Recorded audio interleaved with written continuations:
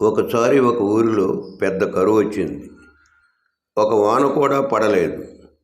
దాంతో పశువులకి గడ్డి లేదు, జనాలకు తిండి లేదు, పక్షులకు గింజలు లేవు. అందరూ ఆకలికి తట్టుకోలేక అల్లాడిపోతున్నారు. నెమ్మదిగా ఒక్కొక్కరే చనిపోతున్నారు. ఆ ఊరిలో ఒక జమీందారు ఉన్నాడు. వాడి దగ్గర లెక్కలేనంత డబ్బు ఉంది. దానికి తోడు సంచుల ఆహార ధాన్యాలు కూడా ఉన్నాయి. కానీ వాడు పెద్ద పిసినారి. ఎంగిలి చేత్తో కాకిని కూడా అదిలించే రకం కాదు. పొట్ట చేత పట్టుకొని కళ్ళనీళ్లతో బంధువులు వచ్చినా సరే, నా దగ్గర ఏముంది, ఏమీ లేదు అని ఒట్టి చేతులతో పంపించేవాడు. తన దగ్గర ఉన్నవి ఎవరికి తెలియకుండా బాగా చీకటి పడ్డాక, ఊరంతా పడుకున్నాక వంట చేసుకొని తినేవాడు. ఆ ఊరిలో ఒక పక్షి ఉంది. దానికి 2 చిన్న పిల్లలు ఉన్నాయి. ఆ పక్షి వాటి గింజల కోసం ఊరంతా సాయంత్రం వరకు తిరిగినా ఒక్క గింజ కూడా ఎక్కడ దొరకలేదు. ఆకలి బాధను తట్టుకోలేక, తిండి లేక ఆ చిన్నపిల్లలు దాని కళ్ళ ముందే చనిపోయాయి. పాపం ఆ పక్షి గుండె పగిలేలా రోదిస్తూ ఒంటరిదై బాధపడుతూ ఉంది. అయ్యో దేవుడా, ఎంత కరువు కాలం వచ్చింది. నా కళ్ళ ముందే పిల్లలు, పశువులు, మనుషులు రాలిపోతున్నారు. ఎక్కడైనా ఎవరి దగ్గరైనా ఏమైనా ఉన్నాయో చూద్దామంటూ ఊరంతా తిరుగుతూ ఇల్లు ఎతకసాగింది.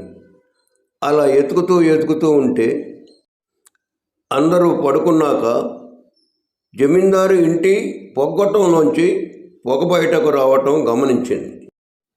కిటికీలోంచి లోపలికి దూరి గది ఎతికింది. ఇంకేముంది, బస్తాల గింజలు కనపడ్డాయి. అమ్మ దొంగలారా, అందరికీ తెలిసిపోతుందని చీకటి పడినాక వండుకుంటున్నారా?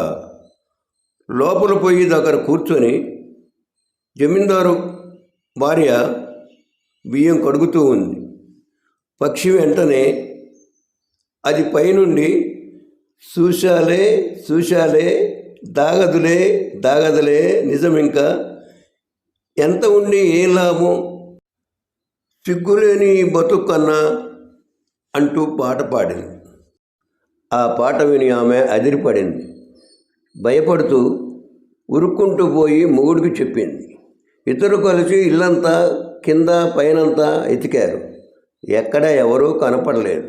సరే, ఆకలిగా ఉంది, తొందరగా అన్నం వండు ఆమె అనేసరికి అన్నం పప్పు చేసి మొగుడికి వడ్డించి ఆమె కూడా తింటూ ఉంది. పైనుండి కరువు రోజుల్లో ఉన్న కనికరం చూపించి కాసిన గంజినీళ్ళైనా ఆ కరుణతో విదిలించు. నీవు చేసిన సేవ చిరకాలం ఉంటుంది, భూమిపై నీ పేరు కలకాలం ఉంటుంది అంటూ మళ్ళీ పాట వినిపించింది.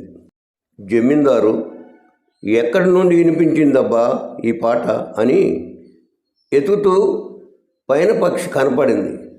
కోపంగా రాయి తీసుకొని దాని మీదకు విసరబోతే, ఆగాగు, ఎందుకలా తొందరపడతావు? నిజం నిప్పు లాంటిది. ఈరోజు కాకపోయినా రేపైనా విషయం ఊరంతా తెలిసిపోతుంది.